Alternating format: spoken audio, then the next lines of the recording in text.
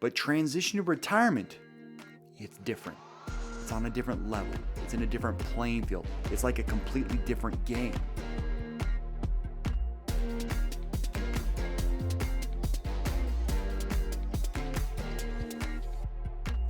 Hi everyone, welcome back to the Functional Retirement Podcast, where we get technical about your wealth, philosophical about your purpose, and inspirational on your fitness. I'm your host, Thatcher Taylor. Today we're talking about the transition to retirement.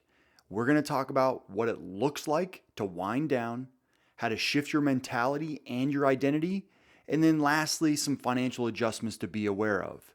So one of the biggest life experiences that you're going to go through, marriage, divorce, job loss, kids, graduation, all of these things are really, really important.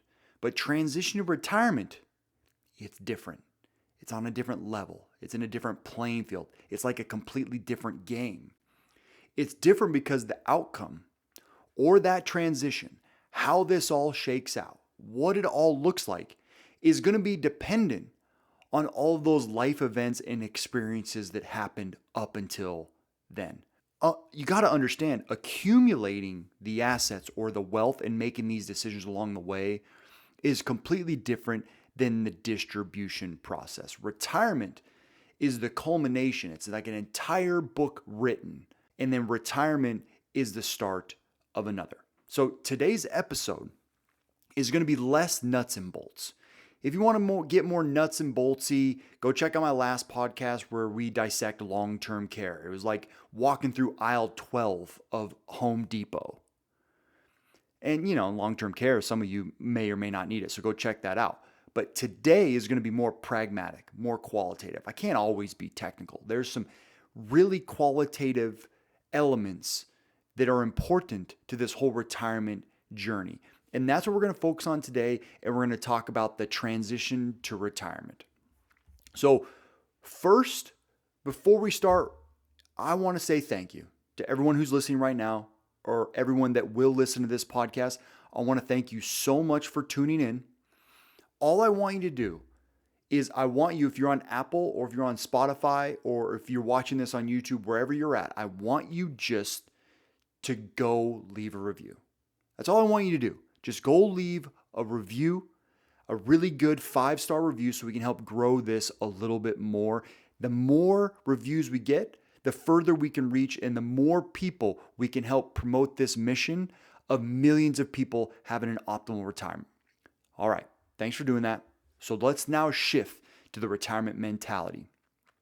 I think you need to start to consider what type of retirement you want to have, because retirement looks different and it means different things to everybody.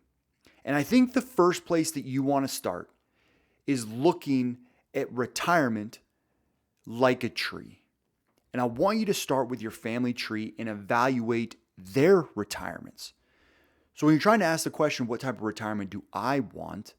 I think the first place you can go is a simple activity and evaluate some of the retirements you've seen that are close to you and start to pinpoint areas that you like and didn't like. So first go to your parents or your grandparents. Have they retired? What did their retirement look like? How was it? Then go to your friends and their friends or people that are closest to you, so maybe some acquaintances.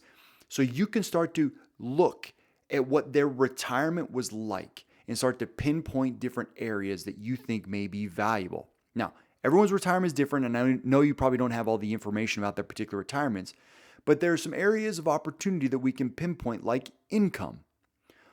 When they were in retirement, was income a problem for these individuals? Was their income volatile or was it guaranteed? What about investments? Did it seem like they have a lot of assets, or did they complain about losing it all in 2008 and 2009? What about their legacy? Did they leave a lot of their assets to family and friends? Do you know any friends that received an inheritance? If they received a decent inheritance, it may lead to their parents probably doing some financial planning.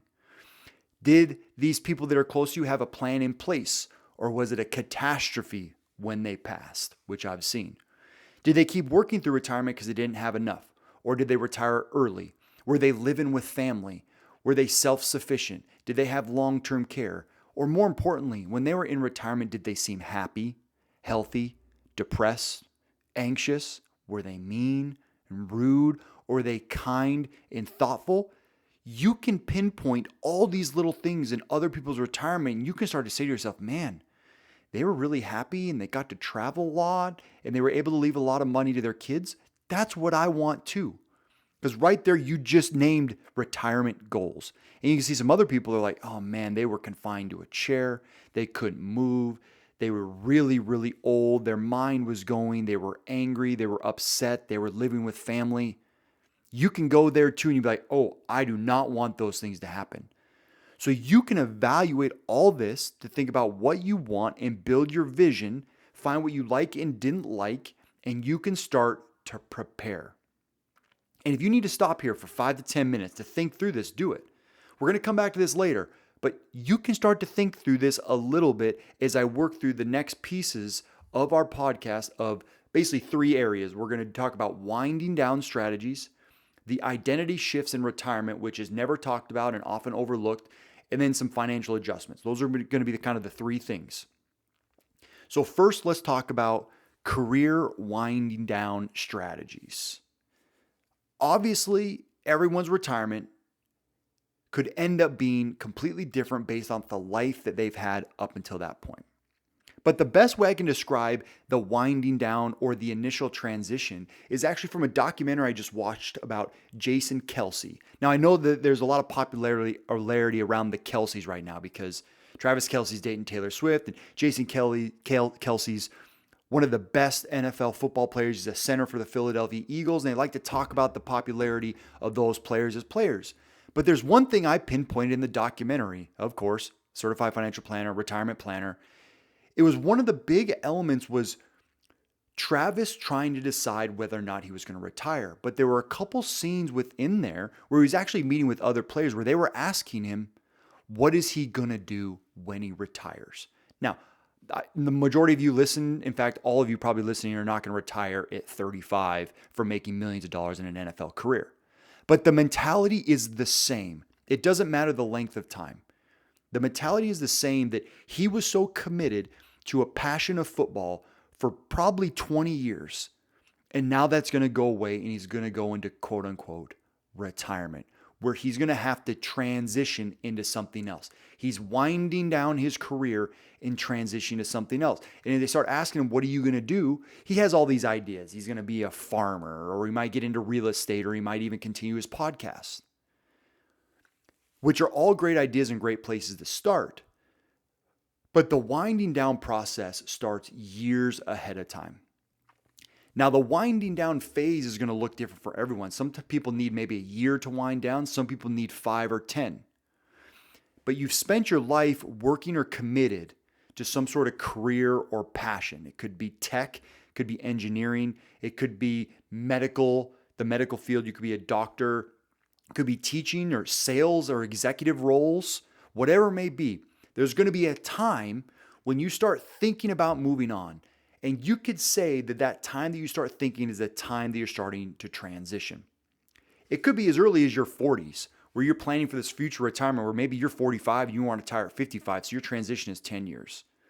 Or early retirement, it could be maybe in your 50s, late 50s, where you're starting to decide, okay, you've had enough, let's see where we're at, and I want to retire here soon. Or it could be in your 60s, where you're hoping to make sure it's even possible, or you've worked longer than you wanted to make sure you've accumulated enough so you've made more sacrifices and now you're ready to go. So regardless of the situation or age, there needs to be a period before the actual time where you retire, where you're winding down, where you're starting the transition, because we do not want to be in limbo in the first few years of retirement. Now, the transition itself is when you are starting to prepare and put the pieces in place.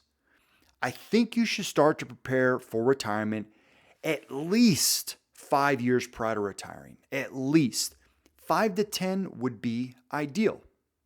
Now, we all know that people talk about phases to retirement. And most people think that these phases are basically, there's 3 of them. There's kind of the accumulation, there's the protection, and then there's a decumulation. But each advisor has their own sort of phases that they like to discuss with their clients. There's no right or wrong answer. They all have their own take. But here's the one that I like the most. I think life starts at an early career.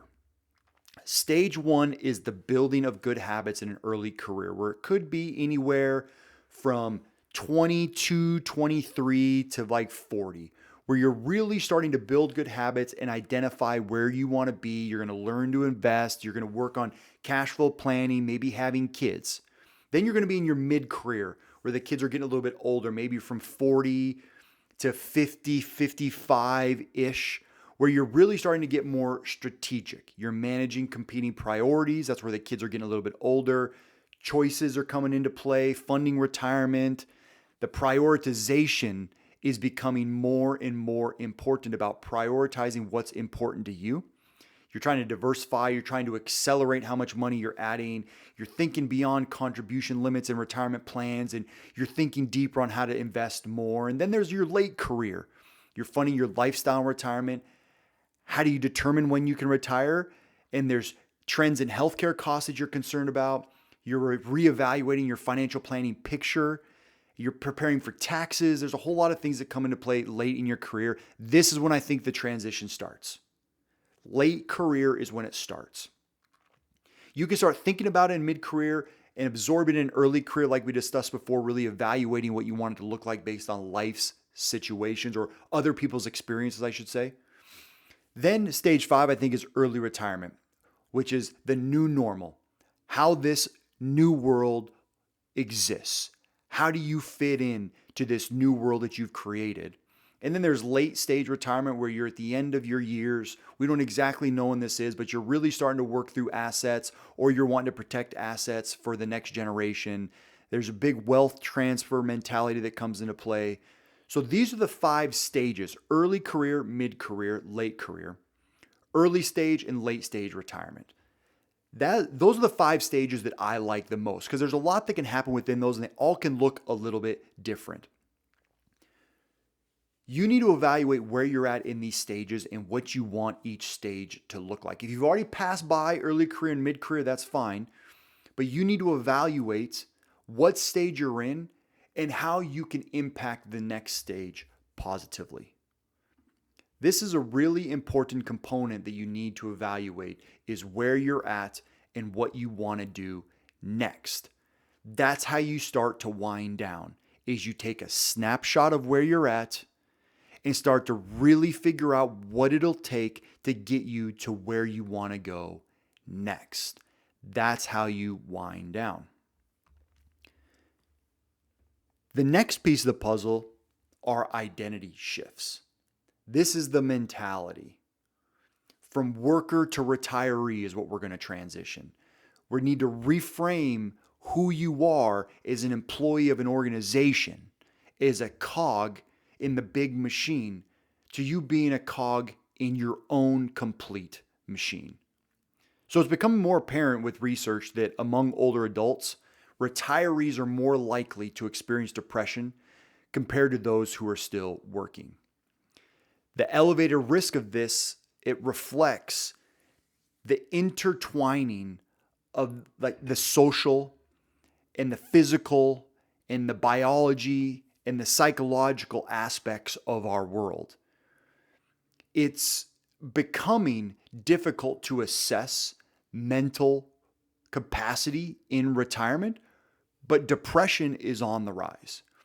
Retirement, it involves major changes in your day-to-day, when you wake up, what you do during the day, what you do going to bed. I know clients that spend too much time on YouTube. I know clients that do not have a consistent waking up and going to sleep schedule.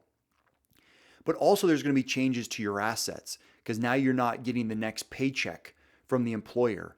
Now you're getting the paycheck from your assets. So income and even health insurance become concerns, which all impact and affect depression and anxiety in retirement. So you go from a working career where you may have some depression and anxiety in the situation you're in. If you transition to retirement, that's not all of a sudden going to go away. Many older people, they've established expectations about when and how they will retire. We just talked about that. When you want to retire. But a lot of times maybe you're not ready to retire then, or you want to retire early and you're not quite there yet. We've built this on experiences that you've witnessed and what would be most important to you, but the society has kind of built the structure about how we retire because of when we take Social Security, when Medicare kicks in, when the employers think you're no longer useful in your 60s and they get someone younger and cheaper. Many workers that retire early or younger ages or retire later, they struggle to make that move into retirement. There are some times where you're forced into retirement. You're forced to retire earlier. Maybe you have health problems that you don't really have the same ability to do your work duties. The workplace just has layoffs. So it was an uncontrolled layoff and you're in early retirement. Maybe you have to leave the workforce early to be a caregiver for a family member, which I think is the worst one. I think people have a responsibility to take care of themselves so you don't affect the other people around you. That's the one that I struggle with the most, but that's neither here nor there. All these instances, at least partially, outside the control of the retiree, and as a result of early retirement, is associated with lower life satisfaction. Very rarely are you going to retire by something outside of your control and you're going to leave and be ecstatic unless you've done some really good planning. This leads to anxiety, depression, poor retirement judgment. It's really difficult to compete with these types of situations. So even if it's an uncontrolled retirement and you are retiring on your own and you have not planned or prepared or you're not sure where you're at, this can really lead to a difficult situation in retirement, which could lead to anxiety and depression. One way that the employer does provide a lot of positivity is because it gives you purpose. It gives you meaning. So your identity is built into the employer and your job and your career, which is great. I love that. And thank you for whatever you do. I tell people all the time, I'm never going to make fun of the company man or woman because they provide everything I use on a day-to-day basis. So thank you for everything that you do. But when you retire, that identity might vanish. So it's important in this transition phase, we talked about it in the beginning, the wind down strategies or the transition, getting an idea of what you want to do. You need to start preparing for that first day of retirement. What are you going to do?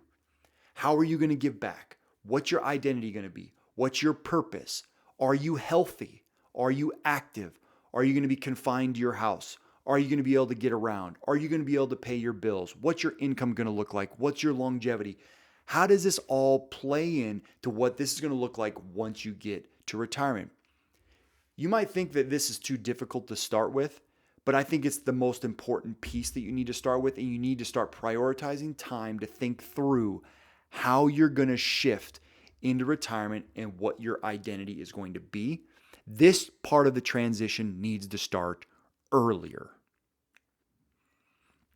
So the last piece of this are financial adjustments. So we've talked a lot about the qualitative aspects of retirement.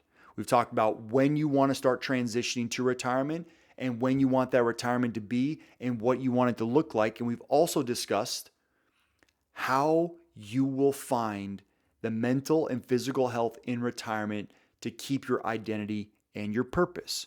So now we've kind of got the pieces in place. So now we're going to talk about how to support some of these ideas with some financial adjustments. And number one is income. You need to be able to sustain your lifestyle throughout retirement. Anxiety and depression can come a lot from not having enough income in retirement, and you're just compounding every single year, concerned about what you have and if you have enough to spend. So income sources are basically going to be from Social Security, maybe a guaranteed pension if you've created a stream of income from an annuity that you purchased by yourself, and utilizing assets, whether it's 401ks, IRAs, taxable accounts, to develop that income distribution strategy in retirement. So what you can do in the transition leading up to retirement, hopefully you're getting started on this soon enough. If you aren't, you still need to find out where you're at now. is being able to accumulate more assets in the years leading up to retirement. The less you accumulate and the less that has been accumulated for you will predominantly mean the less you have to spend in retirement.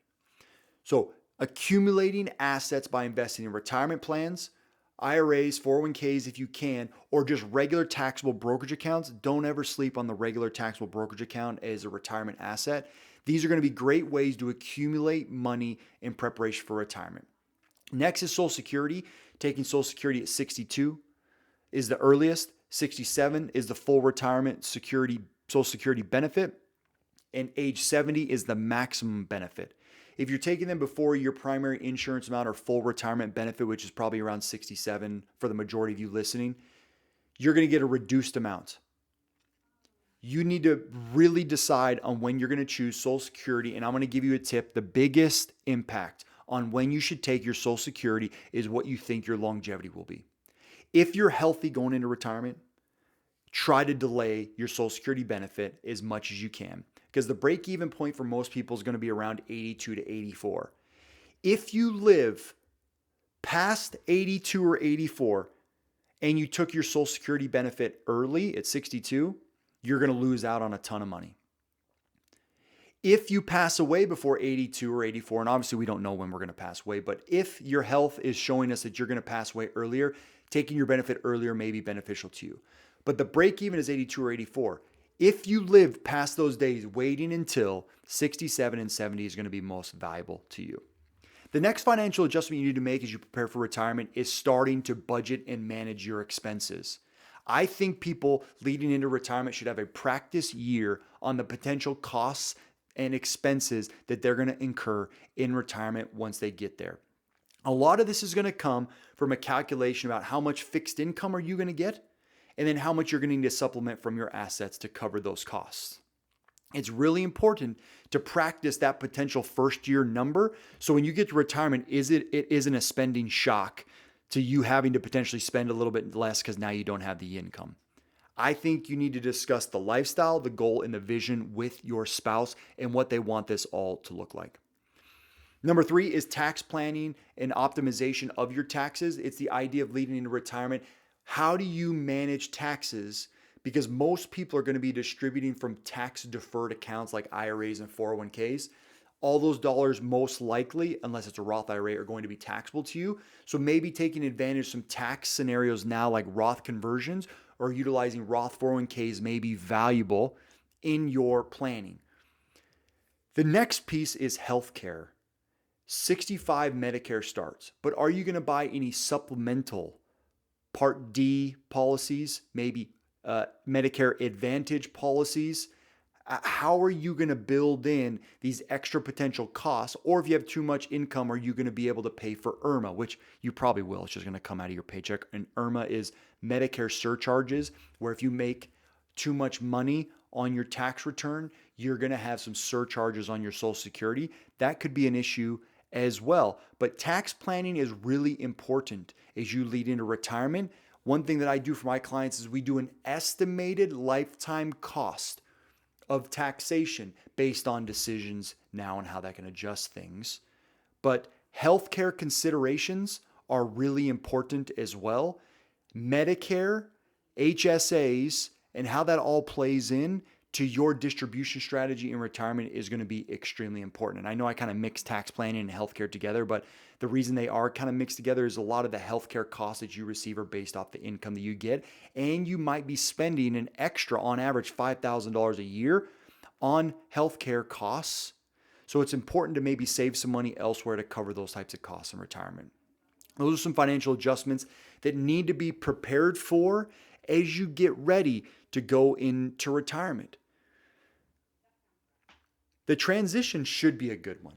You should be able to just wind down your career over time and being able to go into retirement with everything ready to go. You know where your next dollar is going to come from. You know what's going to happen if the market changes. You know what happens if taxes are going to change. You know what happens if your health is going to change. You have all these pieces together, and if you pass away, you know where your assets are going to go next. This is about developing a plan. If you put these pieces in place it's going to reduce so much anxiety and depression. It's going to be so much more fulfilling and enjoyable in retirement because you have a plan and strategy in place. And then the other thing besides this financial stuff is start to work on your health. Get out and exercise. Work on your health and wellness. It's going to pay off. It's a huge investment in your retirement journey. If you have any questions or you want to work with me directly, there's a link below. Hit the get started. I'll be happy to chat with you to learn a little bit more about your particular situation. I help clients prepare for retirement all the time. This is what I do and I love it. Please hit me with any comments or questions. I'll be happy to answer them, and make sure to leave a review. Thanks for listening, or if you're on YouTube, thanks for watching. We'll see you next time.